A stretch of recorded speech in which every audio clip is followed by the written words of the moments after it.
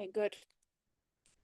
So welcome to week 8 of our Essentials for Entrepreneurs program. And today we're going to be speaking about financial essentials. And you had to know, Kiri, you had to know, within seconds, I'm going to be putting everyone in the hot seat and asking for input. So if you want to jump in, you're welcome. But also if it's not a good time for you, don't stress. But I'm curious to know from each of you, or either of you, about from a financial perspective, just in the last while, what financial decision you've made that you eventually realized was based on incorrect or incomplete information. And if it cost you anything other than embarrassment or a bruise. Sure, we've all got stories to tell on this.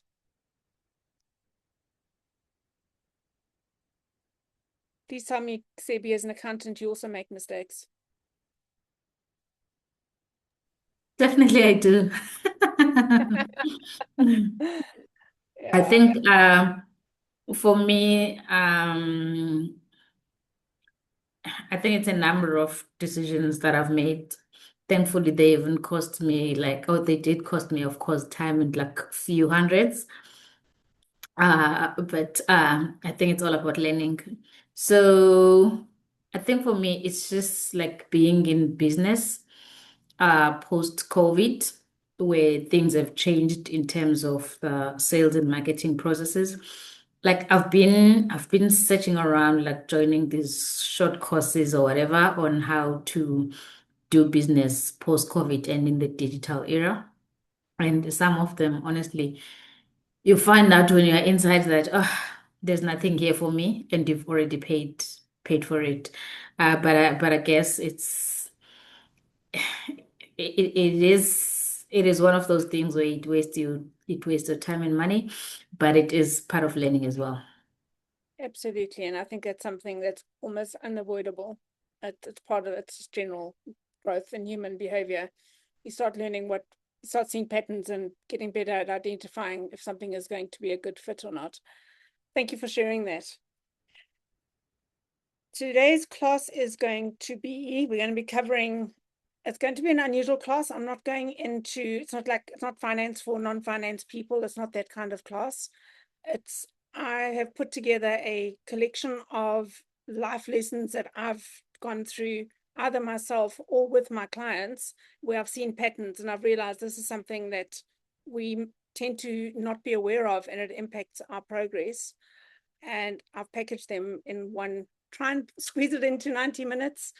But this is really, I've turned to best practice to solve the problems that I was having and that I've seen other people have. So I really hope you'll find value from this, even the seasoned accountant in the room. And we'll be covering essentially the difference between cash flow, profit, and income. If I had to put money on one thing any accountant would stand on a mountaintop and bang on about, it would be that. So we're leading with that, introducing the subject of break even and what that looks like. We'll go on to looking at what forecasting is, how it can be used for planning and decision making. Also the relevance, very briefly, I'm going to touch on the relevance of funding and salability, because you're a business owner, not an employee. It's good to think like that. And then there will be a few resources for you again.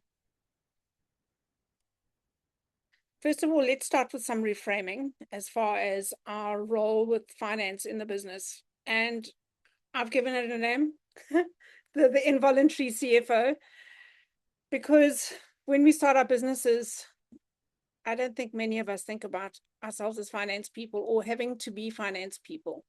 And until such time as your business grows well enough to have an outsourced or in-house, very, very strong person with very strong financial acumen, you're the involuntary chief financial officer.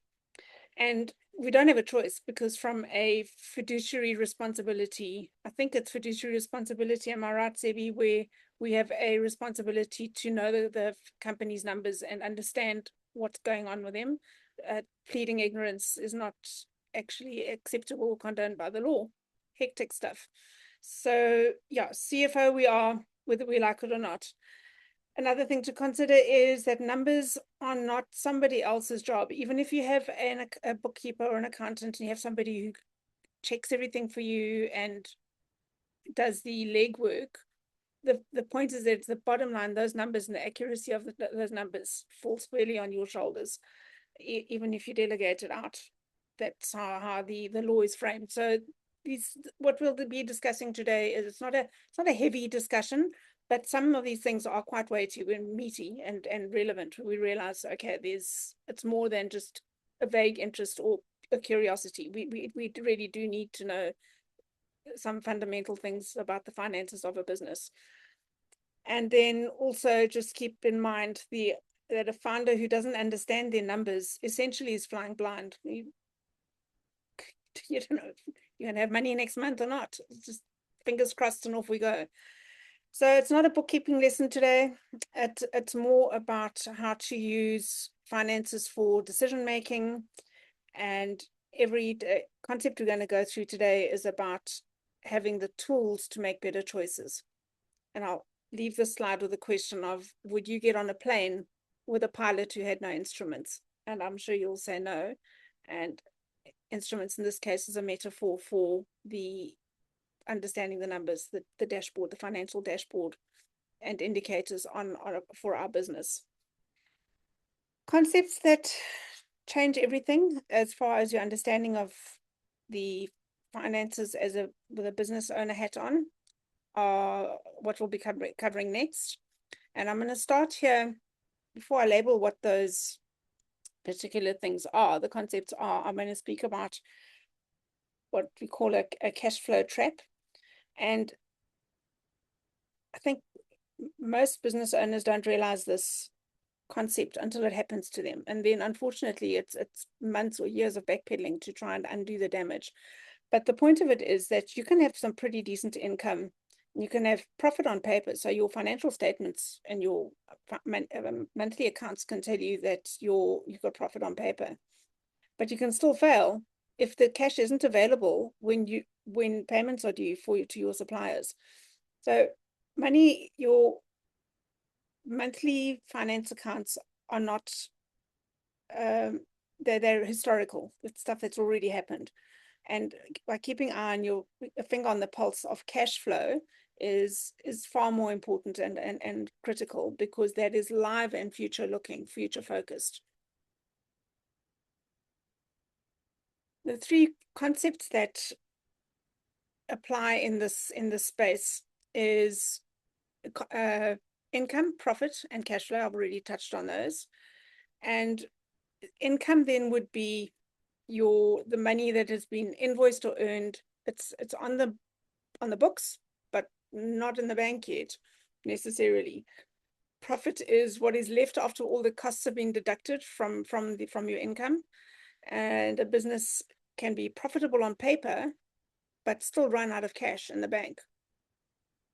So you can see there's money coming in and out on your, let's say, your Sage or Xero system, but what is in the bank and what is anticipated to go out of the bank is really what is real and what you need to have your fingers on the pulse of. And then the cash flow is the actual money that flows in and out. And this is the only number that really pays the bills. Number on paper isn't going to be able to pay your suppliers or your salaries. Critically, the start of a good financial business or good finances for a business is to make sure that you're pricing correctly. And I would imagine there's some very interesting statistic about how few founders or entrepreneurs actually don't price correctly, either because they don't know how, or they don't know there is an art and a science to it. So they do their best, but might be missing the mark. Or there's all kinds of psychological stuff that goes on as far as the worth. I won't even go into that today, but you know that pricing isn't always a simple thing. So the principle behind pricing correctly is you need to have covered 4 things, because if any of these things are missing in your pricing, what it really comes down to is that you are subsidizing the client in one form or another. And these 4 things include, number 1, the direct cost of the work. And so that would be your subcontractors, materials, anything that you require to be able to do the work itself. Another element of pricing correctly is a share of your overhead. So if you've got 20,000 Rand a month of overheads that you have to pay for anyway, it doesn't matter if you make any sales or not, you need to make sure that you're amortizing a portion of those overheads into your costing. And we will get into that later, but that is what I've seen. And Sebi, I'm sure you can bear me out here. Time and time and time again, that's one area that gets neglected. And it really does impact the amount of profit that you make, just from not knowing that you should be doing that. And the market related salary for you is also critical, because at some point, if you need to step out and you have to pay somebody to do the function you're doing, the business still needs to be profitable. So you can't be selling yourself short on that front. And then the last concept or thing to cover in your pricing is a target profit margin. So you need to know, are you chasing 12%? Are you chasing 40%? You need to have a number etched in your brain that you're very clear and have come to you've calculated carefully and intentionally. You need to know what that number is. My experience has been, unless somebody comes from a finance background or they're on their 3rd business, there is a real tendency in the SME space to not get pricing right and really lose money. Because the thing is that, you might think that you're making a huge amount of profit on paper and that you're making more money than your competitors. But the point is that your competitors, the more established ones, are probably incorporating all these things and they know their real costs, whereas you might be leaving something out. With that, I am going to play a short video, a spreadsheet that I'll be sharing with you guys after the session. And what you need to think about in calculating your break even is there's 3 aspects you need to consider. You need to consider what your costs are, you need to consider what your income is, and you need to look at what point you're earning enough to cover your costs, which means you're breaking even. As soon as you start earning more than what is costing you, that's when you start making a profit. Simple enough. Okay, so this is a very simplistic model.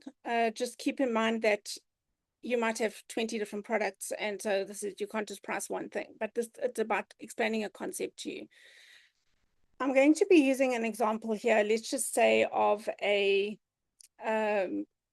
just say I'm going to use a publishing company, all right? And here I've got into all these blue fields you can type in. These are, they are interactive. For argument's sake, let's say you are renting offices and it costs you 10,000 Rand. Your salaries that you're wanting to draw from the business is 35,000 Rand. You've got software, insurance costs, all these different expenses, meaning that your total monthly fixed costs, whether you sell something or not, is 50,000 Rand. And you can see if we change that office rental to 5,000 Rand, that amount will go down. Next of all, we're going to be looking at your income, and this is where we're going to consider if you've got a particular product, it's a widget that you are selling. And in your case, Kerry, let's say you charge, you're charging per project, and I don't know how the industry works, but I've just thumbsucked a number here that, let's say you charge 15,000 Rand per client to help them publish their memoir, obviously excluding print. And I've just put that in for illustrative purposes. Your variable costs for each job is things like photocopies, bringing in any subcontractors, maybe odd courier costs. I've estimated that maybe it costs you 1,000 Rand in out costs that you only incur because you've taken on that job. They're not fixed costs, they're variable. And so these are the direct costs that vary with each sale. And then it's called a contribution margin per unit, is then the difference between the two. It's 14,000 Rand. So 93% of what you charge the client actually goes towards your margin. Thirdly, you're going to be looking at, and this is where the figures are black, the system calculated for you. So it is saying that based on the fact that you're wanting to bring in, that you need to cover 45,000 Rand worth of costs, and you're making arguably 14,000 Rand profit per memo that you publish, it calculates here for you. You'll see it as it's a formula in the top there. Based on the numbers you've put in, it's saying you are needing to publish 4 memoirs a month to break even. Obviously, that it's ebbs and flows. You're not going to have exactly 4 a month, but on average over a year, if you're wanting to break even on these costs, you're needing to produce 4 times 12, that's 48 memoirs, for instance. And it means that your break-even revenue on those memoirs is 48,000 Rand, which you can see covers your 45,000. I just want to show you, if we push a number up here, let's just say you're wanting to bring in 60,000 Rand from this stream of income between the two of you. Look at how many the unit number changes. It suddenly says now you have to sell five units to cover those expenses. And if we undo that, based on our original calculations, it says you're needing to sell almost 58,580,000 Rands worth of publishing over at least 4 units over the course of the year to break even. And then you're not making a profit yet. Yes, you're paying yourself a salary, but you're not making a profit. And then what you want to consider here is, in the last step, is you want to look at your margin of safety. And this is a blue figure, so it's a number you put in. And there you're going to be putting in what your current projected monthly revenue is. It's a new business. Maybe you're currently only bringing in, on average, 30,000 Rand a month. If you take the last year's sales and you average it out, divided by 12, that works out to an average of 30,000. That means then that you are technically still not breaking even. You're running at a loss until you can get that your monthly revenue to for that 48,000 Rand, you are going to be running at a loss, which is fine. It's normal for a new business or an early stage startup. But imagine you fast forward 2 years and you actually are bringing in, you look back and you realize you've been bringing in 60,000 Rand on average per month. Then you'll see you find yourself, now you have a positive situation where, after covering all your costs and your salaries and everything, you still have an extra 11,000 Rand available to you, which gives you a 19% margin of safety. So the idea is to aim for 20% margin of safety for good business practice, but under 10% starts becoming precarious, which is fine if it's depending on your circumstances. But if this is your sole source of income and you're looking at growing this business with earnest, or a business with earnest, these are numbers you should be looking at. So I'm going to stop sharing that. Any questions? Do you want me to crunch any numbers while we're here?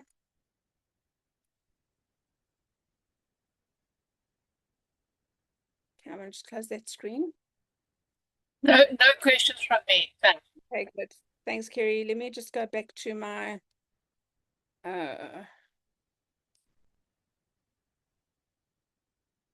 on my presentations again. Okay, let me get back to my screen sharing. I'm going to go back to the PowerPoint presentation. Unfortunately, I've got 3 videos, so we're going to have to do that again a few times, but I'm comfortable with the process now. I'm just going to be doing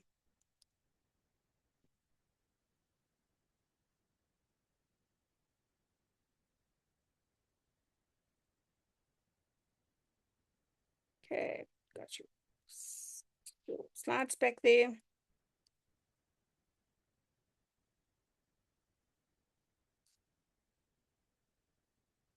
Okay. So I've put in here just for I used the wrong slide after all that. Sorry, wrong video. I spoke about the break even. Okay, let me just speak about break even now since we've done the video. So your break even point is the point you've worked out now. Sorry, this has been a bit about face. The break even point is the point at which the business covers its costs and isn't making a profit yet. And if you're below the break-even point, you're losing money. If you're above it, it means you're starting to contribute to the black side of the accounting books. And you know your break-even when you can tell yourself that you know if you're making money, and you're no longer guessing. Okay, that's a video that I just showed you. To use a break-even calculator. Okay, and that is these are the formulas if you want to use them, but you don't really need them because they are in that spreadsheet. Okay, so I'm going to just go back to the pricing right, and I'm going to stop share again. I'm going to go and find the pricing spreadsheet and demo that for you. You're welcome to ask questions while I'm setting that up.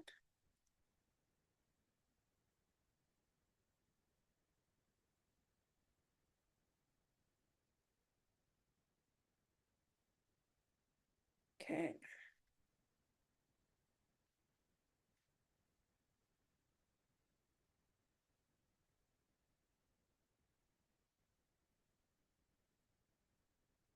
Alrighty. You can see the spreadsheet, right? So this is the pricing calculator, and what you're using it for is to determine if you're pricing your products and services correctly. And there are 3 steps to that. First of all, you're going to be looking at what your time costs, your real time, you as a business owner.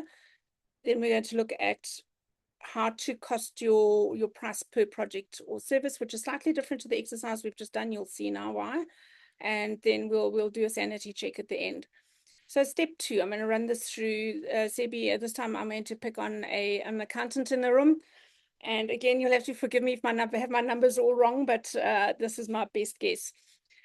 So starting here, if you're wanting to, you ask yourself, what is worth running this business for you? What do you want to be earning? As opposed to going out there to find a job, what makes it worth it for you as a sole source of income now, for instance? And in this, I've just put in a number here of 40,000 Rand a month, which gives you 480,000 Rand. Make sure it's market related, by the way. You don't want to be selling yourself short or creating a false value in your expenses lines, because at some point you might have to employ somebody like you to do that function if you step into strategic work. So that number needs to be realistic as well. And tax, I don't know what the tax brackets in that range are, if you in your type of business and that type of thing. So I've just, for argument's sake, put in 10%. That brings your tax to 48,000 Rand. And if you're in the next line, you want to consider your annual business overhead. So again, these are costs that you would have regardless if you had any orders or not. And that is a typical, we've all done that. We've all got figures that we're needing to send to our accountants and our tax people periodically. So you can access that to get that number. In this instance, it's 12 months, saying between your rent and paying an intern and software and insurance and all those things. I'm saying let's pick an average of 15,000 Rand a month and times that by 12. So that brings your business overheads per annum to 180,000 Rand. So your total cost for running the business before you've made any sales, including pay yourself a salary, is 708,000 Rand. Next up, what you want to do is consider how many billable hours you have for yourself in a year. So you can't be billing 40 or 50 hours a week, even though you are working that much. Let's say you are billing on average, you're busy, and in a good week, in a good month, you are billing about, in a good week, you're billing about 25 hours worth of work. So take it over 48 weeks. Nobody's going to work all 52 weeks between kids and school holidays and Christmas and stuff. So make it 48 weeks, and you can change that formula yourself when you've got the spreadsheet. But that comes to, in this example, 1,200 hours. And the obvious thing then saying, well, if you've got 708,000 Rand of costs and you're working 1,200 Rand, it comes down to 590 Rand per hour that you should be charging if you are working 1,200 hours a week or billing a year, sorry. And that's what you're wanting to be, all the costs you're needing to be covering. If you go below that, you are losing money. You're subsidizing the client. So that's one way to look at it. The other thing to consider is your variable costs. So the cost of your price per project or service. So let's say here I'm using an example. Again, it's a widget. I'm using the example of preparing annual financial statements, just as an example.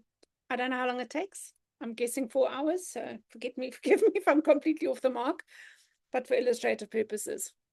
So this calculation then will be 590 Rand times your 4 hours, means your base price for charging out is 2,360 Rand. But added to that is your variable costs, your direct materials associated with producing each set of financial accounts. And that could be, for example, if you bring in a subcontractor over peak periods and you pay that person 300 Rand per set of annual financial statements to help you gather data or put it in presentable format or whatever it might require. And then this one here I've highlighted in red because this is a bing, bing, bing consideration. Is easy to forget the hidden costs. So it's things like packaging, stationery, logistics if you're having to pay for couriers, software per job, that type of thing. So I've just estimated a number here. If you actually go and look at real numbers off your financials and see what of your costs are actually not being covered in the cost of the job, that should be, because they're directly related to the fact that you've had to do work. And the subtotal then of that exercise is 2,860 Rand as your cost before you put a markup on. Then here, the industry, what people tend to do is the industry benchmark for service industries typically is 30 to 50%, depending on industry and depending on how in demand you are and how niche your product is or your brand is. So let's just say you add 30%. It tells you you're going to make 800 Rand profit on that job, and you're going to be billing it out at 3,700 Rand plus VAT if you're VAT registered. However, another thing that I've marked here in red, because it's another thing I've seen people don't actually understand and aren't aware of, is that there's a difference between your markup and your gross margin. If you're putting on 30%, your gross margin is actually only 23%. It's a reversed formula. You're going to be, there's a formula for that, which again is, I'll show it to you in the slides. You can trust me on this. It's not a difficult one to do. It's really sales less cost of sales over sales times 100. It's in the formula in the bar here. And the thing is that then you are actually only making 23% profit. So that's the number that goes onto your, am I right, Sebi? That's the line. This is the number that you see on your monthly accounts, your management accounts. It's that margin, not the markup. Am I right? Yes, you are. Okay. Yeah, I got it right. Okay. To be honest with you, this is a massive mistake I made with my first business. I was adding on 30% to my jobs. It was a product. I was reselling stuff because all the companies I'd worked for before we were doing that. And my poor husband tried to explain to me that I was doing it wrong and I would have none of it. But yeah, I eventually realized he was actually right and I was able to reprice. So if you want, the idea is that you need to get this number, this 23% over 30%. So let's just put some numbers in here. If you put your markup onto 35%, you'll see that goes up to 26. So I'm going to just go all out and put it in 45%. And now you've got your margin over 31%. So you'll see now your markup is actually 1,200 Rand. So you're making 1,200 Rand profit rather than 800 Rand. And the price to the client actually should be 4,200 Rand plus VAT. I'm going to show you the difference again. It was, if I had 30%, you would have been charging the client 3,700 Rand, and the client would have referred all their friends to you because you're so cheap and you do such a good job, but actually you're selling yourself short. So put it at the correct pricing. Again, being very simplistic here, it's not always that straightforward, but in theory, textbook wise, you should be charging that at 4,200 Rand. Okay. And then here's a sanity check at the end of the spreadsheet, which is quite useful. It tells you, do your price include a market-related salary for you? Now, I want to show you what happens if you take your salary right out, because you've decided you'll pay yourself a salary one day when the company's making money. And that's how you're pricing yourself at the moment. Let's just look at this. Take your salary out. And yeah, look what you could be charging. But also this cell should be, let me just change that to 7. Get that right. Because if I've took salary out here now, you'll see it'll change to no. That field there changes to go revisit step 1. So, all right, so there your salary is good. Have you included all your hidden costs? It'll say yes. Again, if you haven't put in costs, it'll tell you, hey, go and check step 2. You go look at row 20, you've missed something there. It's just a nice way to flag yourself. And then, is your margin above 30%? Yes, it's above 30%. You'll see if I change that back to 30, this flags. I'll have to fix that formula, sorry. Okay, that normally comes up as a as an alarm as well. Good. And then obviously it goes without saying, one last thing is you need to check what your competitors are charging. And what does the market charge? Are you charging on par with what they are? And are you charging in line with what you perceive your value to be? How you stack up in the market? Are you priced for the middle tiered people? Are you priced for the entry level people? Are you priced for the niche people? You've got to decide where you're positioning yourself and make sure that your pricing aligns with where you are positioned. Okay, so that was that one. How did I do there, Sebi? Did I pass? Yes. Yoo, that was scary. Okay. Okay, let me just open the next one for when we need it, so I don't have to scramble for it. All right, then. Back to Zoom. Back to my classes. Right, back to my sharing.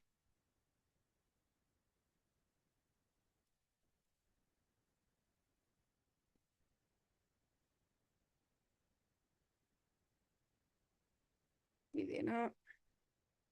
Share.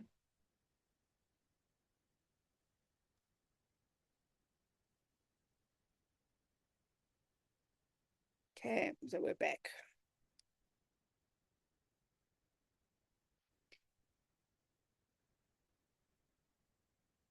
So that's the pricing principles.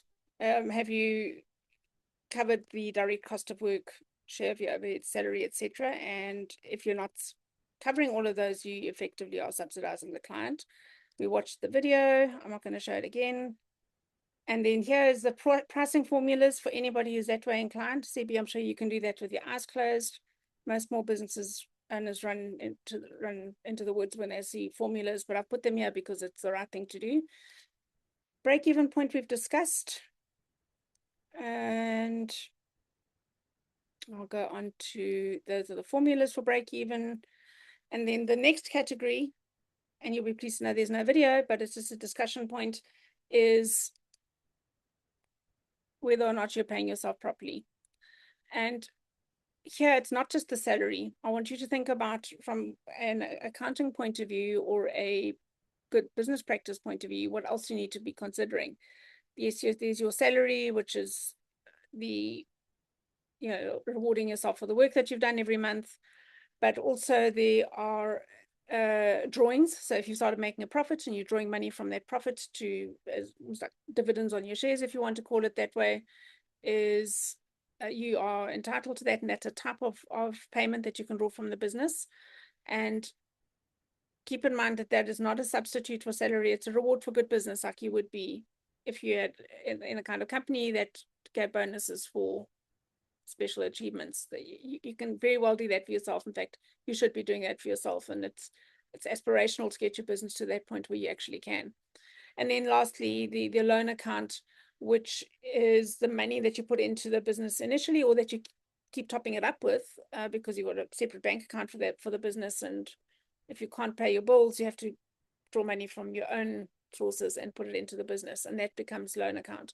So these are money that, and at some point you need to get that money back. So that's a form of payment you could receive as well.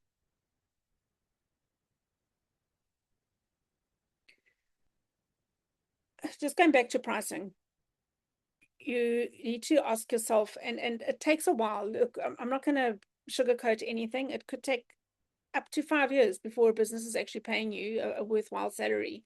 But you use those formulas and spreadsheets I showed you earlier to show you best case what you're aiming for, because there's no point in just pricing low because you can, and then you wind up staying in that space. So if the business can't afford to pay you as the owner a market-related salary, it's simply because the pricing is wrong, or the cost base is too high, or both. But there's a piece missing there. You know, when they say the pricing is wrong, it's actually maybe you don't have enough sales. Because you can't just have a high price if you've got nobody buying the product. And so it's a number of clients, the number of sales you're having, the pricing, and then the cost that you're incurring in the ordinary run of your business. So Sebi, again, sorry, I'm using your name in vain here a lot today, but I'm sure you've seen it a million times where you look at the client's income and expenditure schedule. You know they're running at a loss, but they're buying things and subscribing to things they don't need and not moving the company forward. So it's unnecessarily high costs. So that's a fairly common mistake, and I don't think there's anything revelationary there, but it's worth mentioning. And again, I can relate to this, certainly for the first 6 months to 12 months of my first business. This described me. The idea that a business only works because a founder works for free. It's not a viable business. It's an expensive hobby.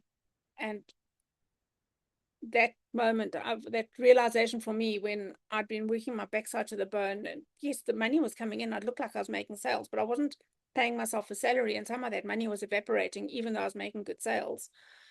And I realized at one point, this is really a hobby. I need to really start professionalizing this operation. And that was the beginning of my journey to transformation. I embarked on taking the business very seriously and getting out of hobby mode. Okay, financial buffer is another thing that we tend to think doesn't apply to us as small business owners, but it does. And good business practice is, over time, when you can afford to, or as soon as you can, is to start setting aside a separate cash reserve, which is held separately from your bank account. Could be a pocket or a completely separate bank account or a money market account, but it is held separately. And the point of it is to be able to raise enough money that you keep in a slush fund to be able to cover your fixed costs for 3 to 6 months. That's the guideline. Minimum 3 months, ideally 6 months. And you can't see this as savings. Well, yes, it is. You're saving that money for an eventuality. If that eventuality comes about, it actually becomes an insurance. So you shouldn't see that money as, maybe one day I'll use it for fun. It really is there to protect the future of your business should some terrible things happen and you can't do business for a few months. Okay. Building the buffer. The idea is to start as soon as you can. You don't have to accumulate it in a lump sum. Small, consistent amounts transferred monthly works well. It's just like our parents taught us to save 10% of our salaries or something for our futures. it's a similar thing here. If you take tiny percentage of any revenue you get and that goes to a dedicated account, you'll be amazed at how fast that starts building up. That then brings us to probably the biggest piece of today, and this is financial forecasting. And this is another thing that we tend to not do as small business owners, because we either don't know we should be, or we don't know how it works, or we don't think it applies to us, or it just completely it doesn't enter our radar. And yeah, so it's financial forecasting. So what it really is it's a planning tool, not an accounting document, because it's not historical, it's future looking, and it answers one question: is, will I have cash when I need it? And that is, it's quite a significant mind shift in terms of seeing how you relate to the money that your business generates. Affords you the opportunity to zoom out and look at the numbers objectively for the future. So it's about budgeting and planning. So I need to show another video here. I'll just show you what it looks like, and I'm going to just skip on, but I'm going to stop this now and then go and do the demo on that sheet, on the forecasting sheet.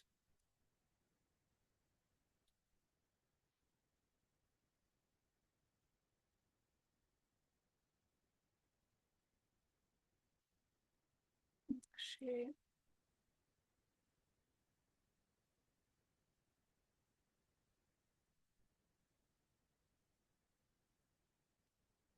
Okay, and we are back. We are live. What we're looking at here is the 12-month cash flow forecasting. This spreadsheet is going to take a good 10-15 minutes at least to go through. So make yourselves comfortable. It's not going to be a quick one, because there's a lot of digging in to do here. And there are really three areas that we need to consider: is the income, anticipated income, the anticipated expenditure, and the net cash flow as a result of the difference. And keep in mind that these numbers are forecast, they're predicted, it's not real numbers yet, it's not historical, it's what you anticipate. And it's based on a couple of things. It's based on your goals, what you wanting, what are you wanting to achieve with the business, what products you have, what products you're looking at launching. It pulls together all the moving parts of your business in numeric form. So let's go and have a look at what that might be. It starts with here is obvious. It starts with an opening cash balance. So let's just say that, again, this could be the rand value in your bank account as at the end of March 2026. It could be your planning for starting a new business and you've put in 50,000 Rand to get it going, or you've put in whatever it is. That's the opening cash balance. It's a real number based in something tangible in the real world. Then you are going to look at populating all these fields. So ideally, when you start this sheet, I'm going to send it to you with all the figures being 0. So there will be no numbers in it. You'll have to populate your own. What you're going to be putting in these fields for each of these blue cells here is by line here, by column, by row, sorry. You can either forecast by target market, your target segments. So you could say, anticipate so much from my segment A, so much from segment B, and maybe there's another source of income. You could also do this by product or product category. That's depending on your industry. You've got to decide which better for you. But for service industries, I'm going to argue that for now, let's just work on the target market revenue. Sorry. So here's a hypothetical situation. Let's say I'm going to use an example of my previous company. It's a promotional gifts company, okay? And I could say my target market A are my corporates. And I've got one client who is seasonal. They do work at certain times of the year. So we'll factor that in. So if I know on average, let's just say, take it over an average of a year based on previous expenses, that they have been spending 60,000 Rand with me for the year. Cancel. They've been spending 60,000 Rand on average with me a month over the last year. Or last year it was 60,000 Rand, 50,000 Rand, and this year it's 60. I don't know why is it updating me. Control copy. Control V. Okay. So that was on average. But what I've noticed is that January and December are quieter because the industry just quiets. The suppliers close down and that type of thing for their breaks. So January might only be 20,000. November is going to be, and December is going to be a bit less because it's about 40,000, because that's just how it works in that industry. Let's say in November and October, that's peak season. So then the numbers really go up. It goes to 80,000 Rand for October because people start ordering their Christmas giveaways. And November is like crazy. It's 100,000 Rand. Okay, so that is anticipated income from target market A is 720,000 Rand. Target market B might be retailers. Okay, and then they've got their own things going on. And let's just say, I'm not going to fit all these numbers too much, but you can look at things like seasonal numbers and anything that relates to that market that might influence those numbers over the year, but you're predicting for the year what you should be bringing in from that market in January and February and March, etc. So collectively in that industry, I'm going to put that as a 20,000 because they're not as seasonal.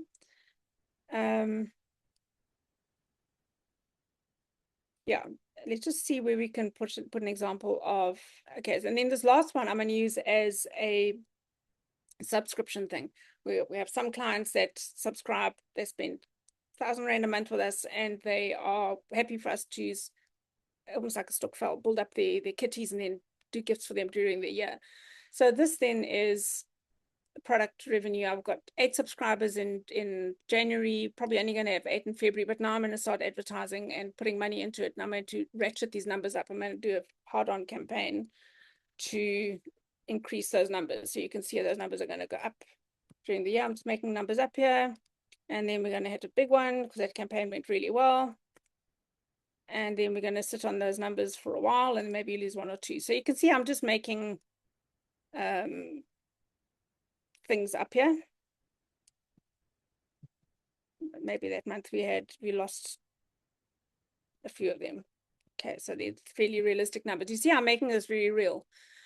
And then so this means our total income then, predicted income for the next 12 months is 1.2 million Rand. Against that, now we've got to look at total expenditure. We're going to put in salaries. Now you're going to look at what's happening here. You know, let's say income drawn myself and two staff members. Let's just say that was, I'm making numbers up here, 60,000 Rand. And then let's just say that stays for the year, and maybe at certain periods at the end of the year I have to bring in extra help because it gets so busy. So I recruit a student. Okay, that's it. Office rental, I'm going to leave like that. Again, maybe we're having to rent extra office space in extra warehouse in December because it gets so busy. I'm not going to be too scientific about this because this is what takes a large amount of time, but you get the sense of what you're needing to put in. But you've got to think about this realistically and say, okay, hold on. If I'm going to be putting in, raising my number of subscribers, it's because I'm going on an advertising campaign, which means my marketing and advertising costs are going to go up. So if I typically spend 3,000 Rand a month with my outsourced design company and a little bit of Google ads, I want to start ratcheting that up. So I give them an extra 2,000 Rand a month to spend on Google ads, and you can see how that works because it brings my numbers up. And over time, I can eventually bring that down again because the numbers have stabilized. Okay, and we can run that campaign periodically as we need to. So that is there then. What you've got direct costs here, these probably be higher because so if I've got 20,000 rand, so typically I would say these numbers need to be about 60% of the actual sale price, because that's how the industry works. So I'm not going to be too exact about this, but let's just see. It's going to be 20,000 rand here. And then for the rest, I'm just going to make it 50,000 rand.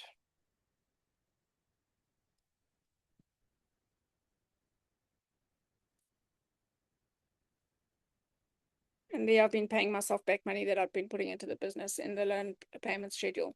Okay, other expenditure could be random things I put in here. Need to buy a computer. So that month it goes up. So what you're looking at here now is we've got some real numbers to work with. Now we've got totals at the bottom. Net cash flow for January, we started with 50,000 rand in the bank, brought in 40,000 rand.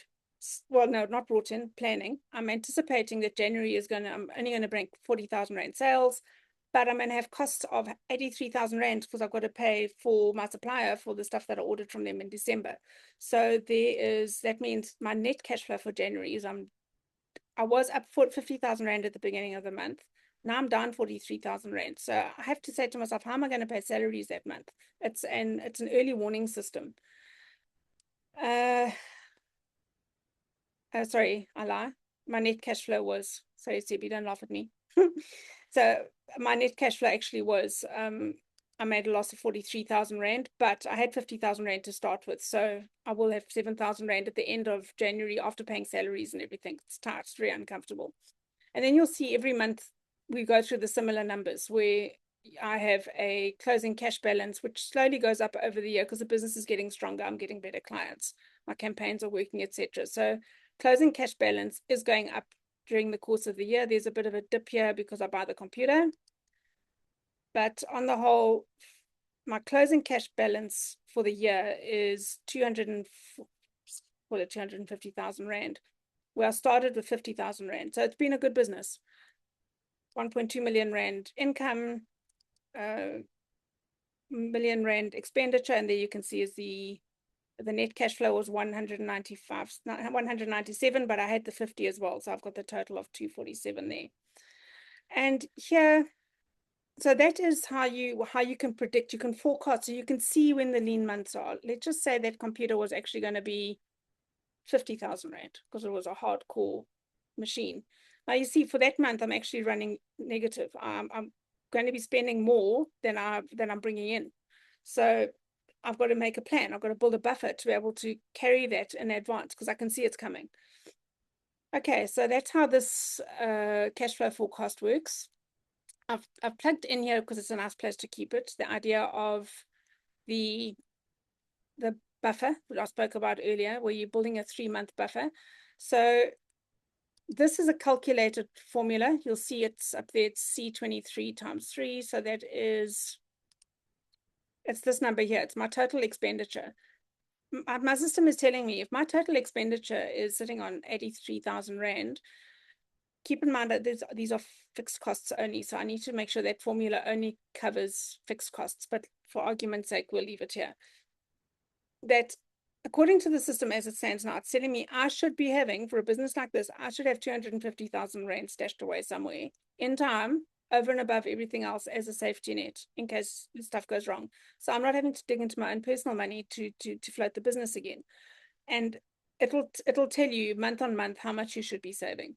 And reality is, at the moment, I don't have that. So the real numbers are shown here, but you can see that number gets better and better. So at this trajectory, where I've got nothing saved, and by the end of the year I still have nothing saved, but at this trajectory you can see how those numbers are changing. Within 2 to 3 years I could very well have that as a buffer because because I know I need it and I factored it in. And that's the whole story about the cash flow forecast. Can you see why I didn't want to do it again? It's a big one. You really got to keep your I, wits I about you. think you must just get comfortable, Lynn, with sharing a video with Yeah, sound. yes, I think so. That's I think all. it's just, again, it's the first time I've done that, and because finance isn't my thing. I understand the stuff. I can do it in my own time, but explaining it to Yes. somebody has been a new experience for me. But it's been good. In a way, I'm glad this has forced me to what do you call it? Man up, whatever you want to call the word. But yes, Kerry Yeah, was, but the video is also good because it creates a break for you and it's something else yes, in your session. yeah. But yeah, it is, and I will get that right. I must actually go and test run that on somebody. I don't know why the sound didn't come through, because obviously I can hear it. So as you say, it's a setting, and I don't want to fiddle with that now. So It's not so much a setting as when you share, it asks if you want to share with sound. When you share on Zoom. yeah, for that, yeah. Oh, I see. Oh, I Yeah, see it frustrating now. that's what I was But it, trying to say yeah, to you. So but when it you is click the saying, share, it does actually say, it does ask you, do you want to share with sound? And then it will share the sound in the video window. okay, so I want to ask you, tell me if you can hear this now. You need to switch off your microphone. Before we get press that, this isn't No. still not. Okay, that's fine. I'll go and fiddle with that some more. But that was Yeah. the last of the spreadsheets. And what I want to speak about now is, again, something that we often don't think about because we're just so busy surviving and focusing on bringing in clients. And you get to a point where you're so happy because business is coming in and you're not having to work for it that much anymore. You can get into a false sense of security, because where does it end? You're going to keep this particular model and that source of income going as it is right now indefinitely, or are you thinking at some point of selling or maybe growing, in which case you have to go and borrow big money? And are your finances done and kept in such a way to support the vision that you have for your business? Often the reason this doesn't become a thing is because we don't have a vision specifically. We just know we want to grow, we just want to make it viable. But having a vision, it makes all the difference. So, and that's where your saleability and fundability or investability comes into play. What it means being investable and fundable is that you've got evidence to give a potential buyer that the business is sound. You've got regular sales coming in, you've accounted for everything in your costs, and there is a steady income stream, and the financial forecasting is predictable. They might be interested in your background story and how you started the business and why the business, what its purpose is and that type of thing. But mostly people are interested, if they're going to be putting money in to buy something, they want to know that they're going to be getting a return on investment fairly certainly. They don't want to be hoping. So they're going to be doing due diligence. And for that, you need to have clean records, indication that you know what your break-even point is. So you know that you need to sell 5 manuscripts a month to break even, and you can prove over the past 2 years you've done 5 and more. So it's that type of thing, that you've got consistent margins, that your margins aren't erratic. 1 month it's 20%, the next month it's 40%, because you've had a certain type of product that's more popular. You want to have that curve for your margins as even as possible, for yourself to know that you can have peace of mind what's coming in and what you can anticipate. But all the more so if a buyer is vaguely interested in your business and it's spotty, it's very off-putting. Who's there? Sorry, it was me. I was lifting up my cup and the coaster came with it. I'll switch off my No, it's fine. I thought it was Sebi trying to correct me on something. You think I'm paranoid here?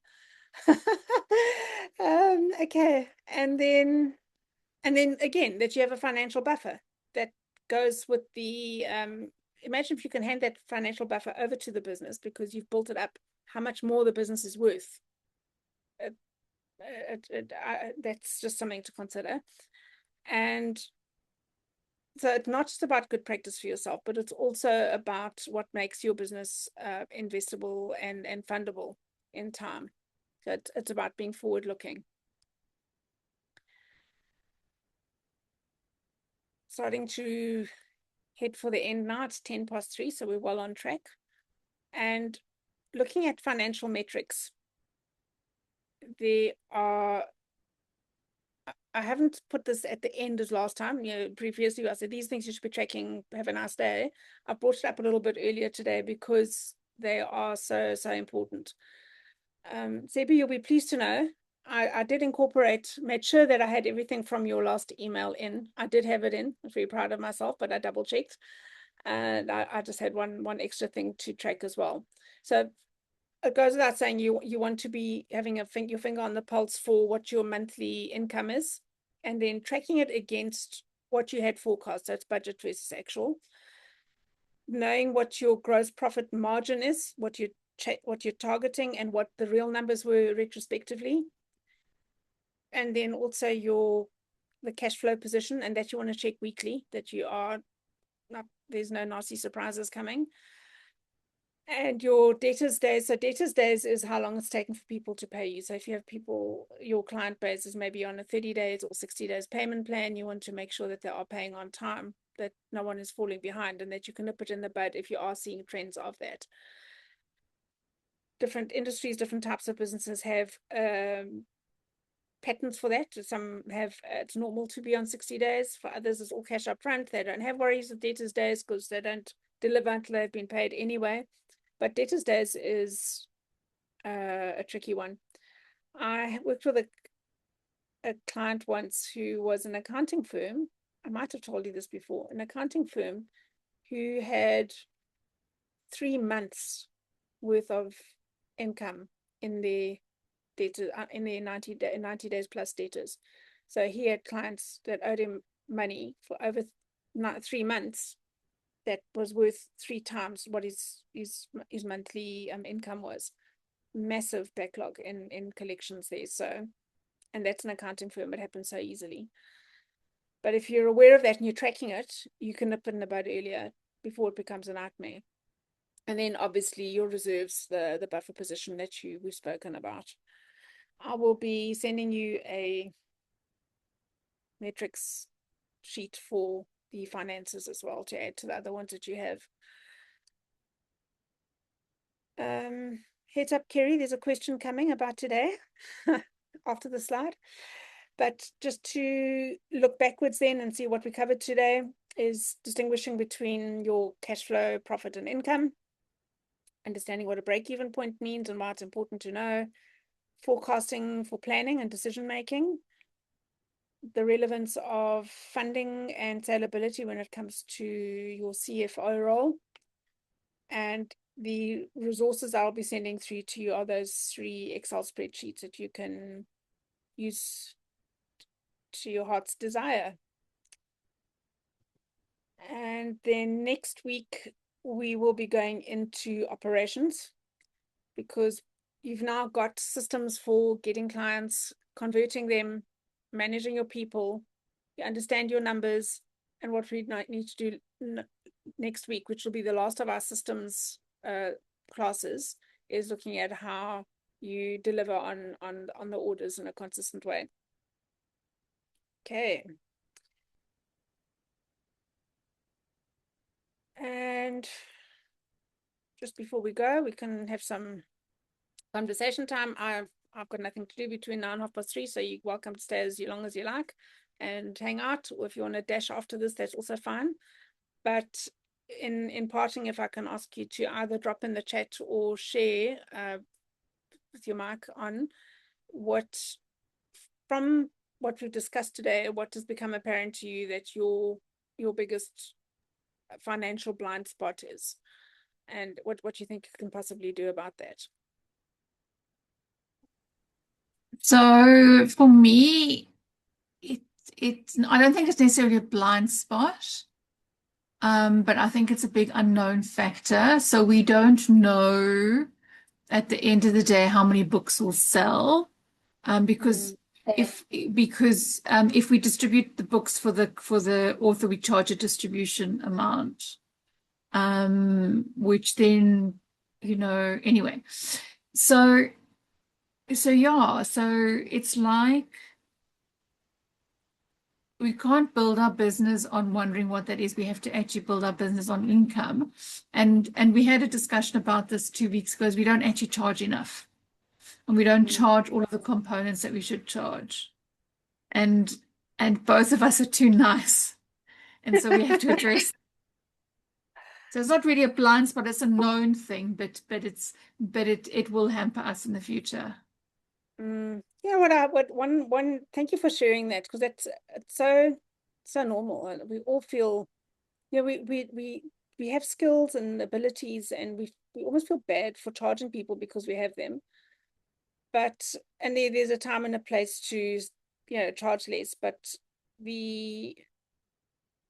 that when you come from a point where your intention is good, you really want to help the person, but in the long run it hurts you, because over years you can't get that time back. And it's fine if it's an extra source of income, or you're still finding your feet. But by the time you've been going for about 2 to 3 years, I would say you need a fairly good handle on your costs, and what you're to be able to forecast, at least subject to the amount of effort that you actually put in. On paper, you can formulate that. And I think when you see it like that, when you see those numbers in black and white, it spurs you on to realize, wait a minute, it needs to be worth my while too. Otherwise, at some point you become resentful and you don't enjoy it that much either. If I'm talking in a not in a necessarily a full-time business perspective, but that could be the case too. Sebi, was anything of this new and insightful for you?